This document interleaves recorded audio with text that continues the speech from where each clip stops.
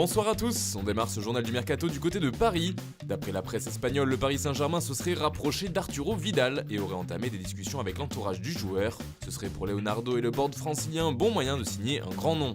Mais le Chilien est également suivi en Angleterre et du côté de l'Italie. D'ailleurs, Paris s'intéresse aussi à Wilfried Zaha. L'attaquant de Crystal Palace aimerait changer d'air et plusieurs équipes aimeraient le faire venir. Le PSG donc, mais également l'AS Monaco et le Borussia Dortmund se seraient positionnés sur ce dossier, alors qu'Everton, Newcastle, l'Atlético de Madrid et le Bayern Munich étaient déjà en course. À Lyon, on suit de près un jeune latéral gauche écossais du nom de Aaron Hickey.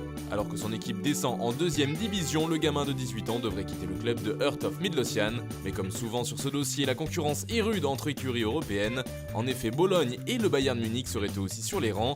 Le jeune défenseur ayant visité les centres de formation des deux clubs, alors que Lyon est le dernier arrivé dans la course, la victoire face à City sera peut-être un avantage. En tout cas pour les Sky Blues, cette nouvelle élimination en quart de finale de Ligue des Champions est synonyme de mercato agité.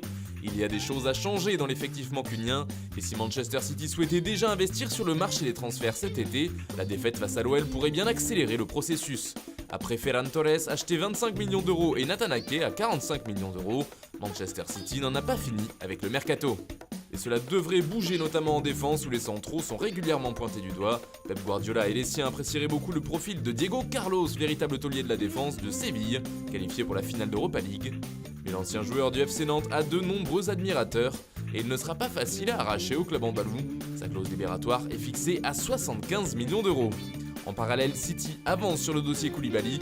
Selon nos informations, une offre faite par les Sky Blues a déjà été refusée par le Napoli à hauteur de 63 millions d'euros plus 10 millions de bonus. Le club italien souhaiterait un minimum de 70 millions d'euros assorti d'une dizaine de millions de bonus. En revanche, toujours d'après nos informations, Kalidou Koulibaly aurait bien un accord avec Guardiola et le vice-champion d'Angleterre autour de son salaire qui s'annonce des plus juteux. Au même poste, le jeune Eric Garcia craquerait devant les sirènes du FC Barcelone. Le club catalan veut le faire venir et lui ne serait pas contre un départ de Manchester. C'est pourquoi les Citizens vont devoir recruter à ce poste.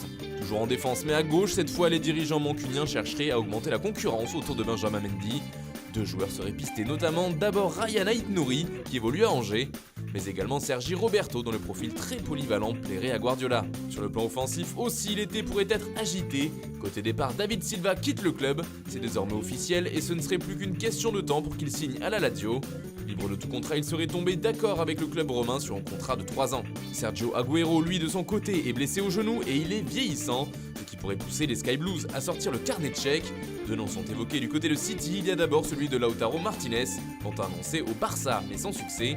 Et puis le profil de Joao Félix plairait énormément aux Mancuniens, deux dossiers qui s'annoncent complexes et qui demanderont quoi qu'il arrive un énorme investissement. Les Sky Blues sont également très chauds sur Harry Winks, l'avenir du milieu de terrain de Tottenham est incertain sous José Mourinho et City pourrait sauter sur l'occasion, on parle d'un montant d'environ 44 millions d'euros.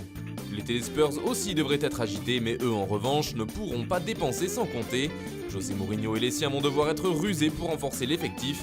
Harry Winks pourrait donc être cédé pour un bon prix, surtout après la signature de Pierre-Emile Hofberg en provenance de Southampton. De son côté, Danny Rose, qui était prêté à Newcastle, ne devrait pas non plus être retenu par son club, de même que Serge Aurier en partance pour l'AC Milan. Le latéral droit est l'une des priorités du club lombard pour ce mercato. Juan Foyth est lui aussi placé sur le marché, d'ailleurs Leeds United en aurait proposé 16,5 millions d'euros pour l'acheter à Tottenham. Les jeunes Troy Parrott, 18 ans, Oliver Skip, 19 ans et Ryan Sessegnon, 20 ans, pourraient partir en prêt pour s'aguerrir et trouver un peu plus de temps de jeu la saison prochaine.